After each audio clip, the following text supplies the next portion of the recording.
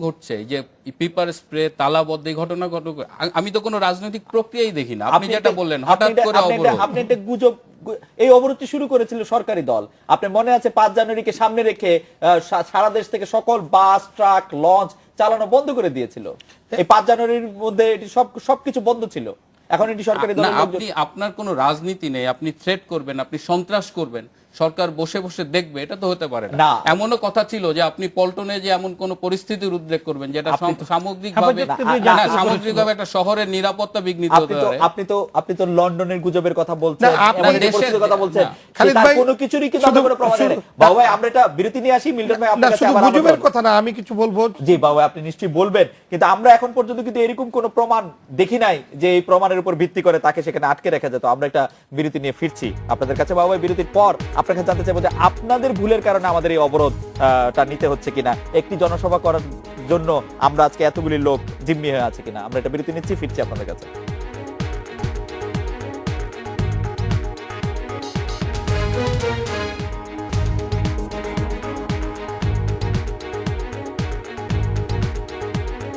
ফিরলাম আজকের বাংলাদেশে। ডক্টর আবুল হাসান মিল্টন, আপনি বলছিলেন যে দেশে একটি সন্ত্রাস মুখর একটি পরিস্থিতি সৃষ্টি হচ্ছে, অনেক রকম গুজব ছিল, কিন্তু আমরা আজকে যে অবস্থার জন্য দায়ী তার জন্য আপনি সরকারকেও অনেকখানি দায়ী করবেন কিনা বা সরকারকে কিছুটা হলেও দায়ী করবেন কিনা।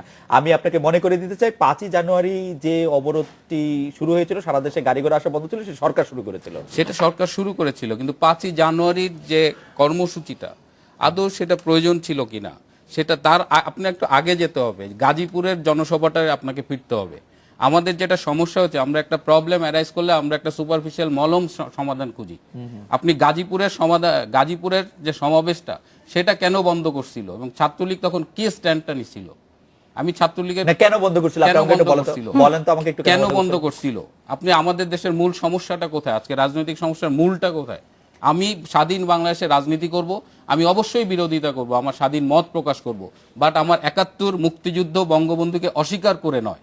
আপনি দেখেন, আপনি আমেরিকার কথা বলেন, অস্ট্রেলিয়ার কথা বলেন, ভারতের কথা বলেন, এমনকি পাকিস্তানের কথা বলেন, কেউ তার ইতিহাস নিয়ে, তার মুক্তিযুদ্ধের ইতিহাস নিয়ে, তার ইতিহাস নিয়ে, জাতির জনক নিয়ে বিতর্ক করে না। আজকে আমার বঙ্গবন্ধুকে আপনি রাজাকার বলবেন এবং স্বাধীন বাংলাদেশে আপনি রাজনীতি করবেন, আপনি মুক্তিযুদ্ধের চেতনাকে অস্বীকার করে আপনি রাজনীতি করবেন, আপনি জামাত যুদ্ধ অপরাধীদের প্লাকার্ড নিয়ে ঘুরে বেড়াবেন, কিন্তু মিল্টন ভাই, আপনি যেভাবে কথা বলছেন সেইভাবে কথা বললে তো তার মানে বিএনপির কি কোনো রাজনীতি করার অধিকার নাই?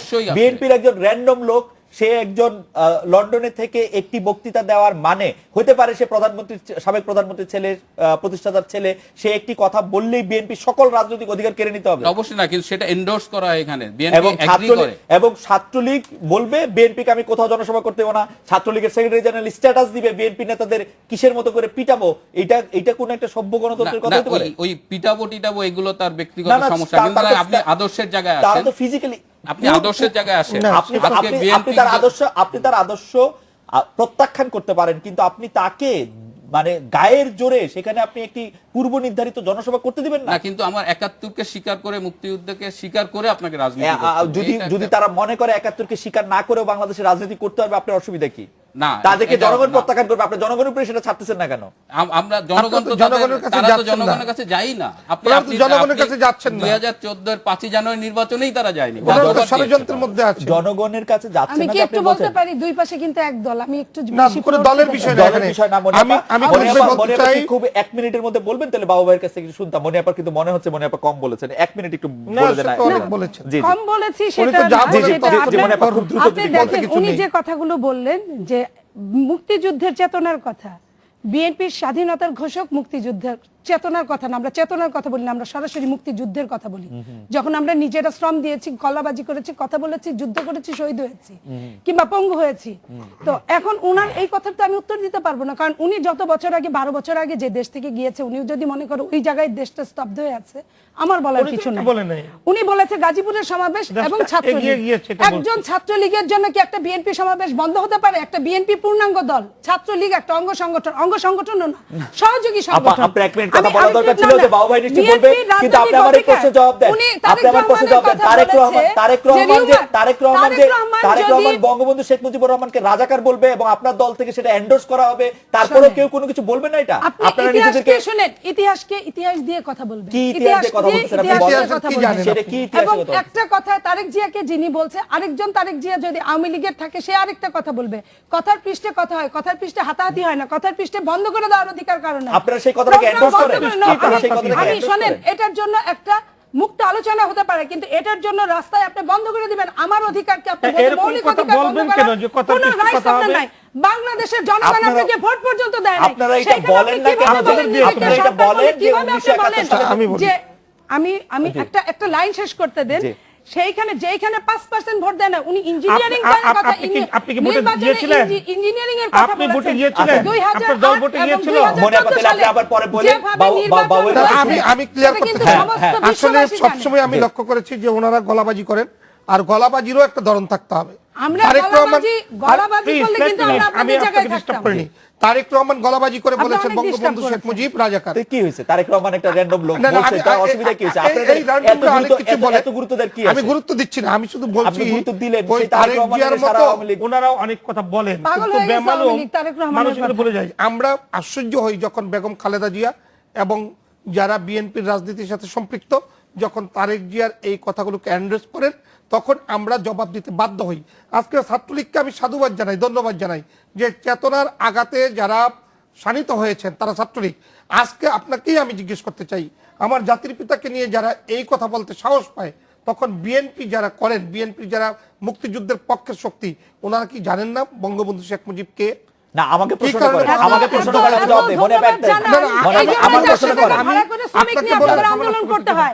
আজকে গতকালকে আপনি জানাজা দেখেন, মিল্টন সাহেব একটা জনগণের ভালো কথা বলেছেন। হৃদয় কষ্ট। এক সেকেন্ড, মনে সবাই মিলে কথা বলে, মনে সবাই মিলে কথা, আমাকে প্রশ্ন করেন। মিল্টন সাহেব কিন্তু না, একটা ভালো আমাকে কথা প্রশ্ন বলেছেন। করেন, আমি বাংলাদেশ প্রশ্নের জবাব যখন দিতে এগিয়ে চাই। যাচ্ছে, যখনই বাংলাদেশ সূচকে এগিয়ে যায়, তখনই ওদের মতো অনির্বাচিত যারা স্বৈরাচারের পকেট থেকে জন্মগ্রহণ করেছে, রাজনীতির ভিত্তি যাদের মধ্যে নেই, রাজনীতি নিয়ে যারা কখনো চিন্তা চেতনার বহিঃপ্রকাশ ঘটানোর কোনো সুযোগও পাননি এদেশে মানুষের কাছে, ওই বিএনপি আজকে বড় বড় কথা বলবেন, গাড়ি পরবেন, বাড়ি পরবেন, গাড়ি পরে বাড়ি পরে পড়ার প্রসঙ্গ কিন্তু পরে আসতেছে। বাবা বাবা আপনি আমাকে একটা প্রশ্ন জবাব দেন। বাবা আপনি একটা প্রশ্ন জবাব দেন।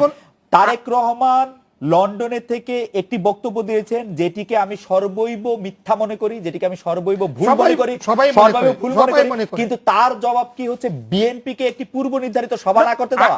তার জবাব কি হচ্ছে? বেগম জিয়ার বাসায় তালা থাকা। তার জবাব হচ্ছে বেগম জিয়ার বাসায় তালা থাকে না। আমি বলি আপনাকে, জি, পাগলকে মাঝে মধ্যে শিকল দিতে হয়। আমি আপনাকে বলি, আপনি যে কথাটা বললেন যে নয়তো পাগল তো সব ধ্বংস করে দেবে, হেফাজতের নাম বলে আমার ঢাকা শহরে দেখলেন না কিভাবে সবুজ চত্বরগুলি ধ্বংস করে দিয়েছে, কোরআন শরীফ পুড়িয়ে দিয়েছে, বাইতুল মোকাররম আগুন দিয়েছে। আমরা কি সরকার এই মদতকারীরা মদত দিয়েছেন, এই বিএনপির মদতকারীরা মদত দিয়েছেন, যারা বলেছেন আমি আপনাকে শুধু একটি কথা বলতে চাই, আপনি যে বারবার আমাকে কোশ্চেন করেন, just question to you, Begum Khaleda Zia তার দলের নেতাকর্মীদেরকে মাঠে থাকতে বলেন। খালেদা জিয়ার কথা তো বেমানুম, তার বিএনপির কোন নেতাকর্মী শুনেন না, মানেন না। না না, মাঠে থাকবেন কেন? সবাই তো কারাগারে আছেন, মাঠে কেমনে থাকবেন? কারাগারে সবাই আছেন। 10,500 এখন আমি আপনাকে বলি, আমি সহ 12,000 ছাত্রলীগের কর্মী ছিলাম কারাগারে, আমরা রাজপথে ছিলাম। আমরা তার প্রতিশোধ নিচ্ছেন না, আপনারা তার প্রতিশোধ নিচ্ছেন। আমরা প্রতিশোধ নিই না, আমরা জনগণের কথা বলেছিলাম, আর ওরা জনগণকে আগুন দিয়ে জ্বালিয়ে পুড়ে ছারখার করতে চায়। আজকে জনগণের শেল্টার দেওয়ার জন্য আমরা প্রস্তুত আছি। এদেশের আইন শৃঙ্খলা বাহিনী, গণতান্ত্রিক প্রতিষ্ঠানগুলো এখনো কার্যকর, এইভাবে ধ্বংস হতে পারে। তার মানে যতদিন পর্যন্ত বিএনপি অবরোধ উদ্ধার মানে প্রত্যাহার করে না নেবে ততদিন পর্যন্ত এরকমই চলবে না। আমি সেটা বলছি না, আমি বলছি রাজনৈতিক সমাধানের উদ্যোগ নেওয়া হবে না। যারা ঘরে বসে ওই সিঙ্গা ফু দিয়ে মনে করবে যে সবকিছুই সম্ভব, আমি ওগুলি কি অসম্ভব ভেবেই বলছি। 23 দিন ধরে তো অবরোধ চলছে বাংলাদেশে। আপনি অবরোধের কথা বলছেন, বাংলাদেশে অবরোধ চলছে। কি অবরোধ হচ্ছে? মানুষ পোড়া ছাড়া, গাড়ি পোড়া ছাড়া, মানে অবরোধ আর কি হবে? 1200 গাড়ির মধ্যে 200 গাড়ি চলে, 6 ভাগের একবার গাড়ি চলে। ঢাকা শহর দেখে কিছু বোঝা না। সারা বাংলাদেশ আমরা ঘুরি ভাই, সারা বাংলাদেশ আপনি সারা বাংলাদেশ আমরাও ঘুরি, আমরা প্রতিদিন প্রোগ্রাম করে আসি। তাহলে অবরোধ যদি না থাকে তাহলে আর আপনারা এত টেন্স হচ্ছেন কেন? ভালো তো অবরোধ। আমরা তো টেন্স না, আপনারা তো খুশি থাকেন। আমরা টেন্স হই এই কারণে মিল্টন ভাইয়ের এই কথার আপনি প্রতিবাদ প্রতিবাদ করলেন না কেন? যে আমি দেশ আজকে আপনাকে জিজ্ঞেস সন্ত্রাস করতে এবং চাই, আতঙ্কের নগরীতে পরিণত হচ্ছে। আপনারা তাহলে এটা সাংবাদিক, প্রতিবাদ করলেন না কেন? আপনারা কলম এবং কালিতে নিজেকে আচ্ছন্ন রেখেছেন। আমি আপনাকে বলি, যারা এই ধরনের কর্মকাণ্ডের সাথে সম্পৃক্ত, ওদেরকে নিয়ে কি আপনাদের কোনো দায়িত্ব নেই? এই নিরবিচ্ছিন্ন লোকগুলো যারা এই অবরোধের নামে পরীক্ষা বন্ধ করে দিতে চায়, শুধু আপনাদের যারা- ছাড়া, আমি আপনার একটা কথা বলি, শুধু আওয়ামী লীগ ছাড়া বাকি সবারই দায়িত্ব আছে, সত্যি কথা এটা। আর কারো কোনো দায়িত্ব না, মানে না, শুধু আওয়ামী শুধু লীগ- শুধু আওয়ামী লীগ একমাত্র সরকার, আওয়ামী লীগই আর কোনো দায়িত্ব নাই। যথাযথ দায়িত্ব সবসময় পালন করেছে। জাতির ক্রান্তিকালগুলো এই আওয়ামী লীগই ধরে রেখেছে যখন যেখানে দরকার, আর ওনারা পালিয়েছেন সবসময়, আমরা তাই দেখেছি। মিল্টন ভাই, আমরা একটা বিরতি নিচ্ছি, আমি বিরতি আজকে নিয়ে গণতন্ত্রের কথা বলেন, জিয়াউর রহমান সাহেব কোন গণতন্ত্রে বাংলাদেশে আবির্ভাব? জিয়াউর রহমান কোত্থেকে না, এসে বিএনপি না, না, এই প্রতিষ্ঠিত করেছেন? অতীতের এই উদাহরণটা কি খুব জরুরি আজকের বিএনপি কে বিচার করার জন্য? কি আজকে- আপনার জিয়াউর আজকে- রহমানের বিএনপি কে বিচার করতে আজকে হবে? ওই জিয়াউর রহমানের চোখ খারাপ বিএনপির উদাহরণ সৃষ্টি তাহলে- করেছে, মানুষকে জ্বালিয়ে পুড়িয়ে, মানুষের এই ঘর থেকে বের হওয়ার সুযোগ মনে নেই। রাখেন, উনি এই যে- যেভাবে বললো, আমি কিন্তু এই যে উত্তরগুলো একজন দেওয়ার আমাকে নেত্রী, সুযোগ দিবেন, ওনাকে আমি সুযোগ মাঠে দিবেন দেখি না, কিন্তু। ঘাটে দেখি না। না, মাঝে উনাকে মাঝে মাঠে আপনি দেখবেন টেলিভিশনে কেন? উনাকে কালকে মাঠে দেখলে পরশুদিন আপনি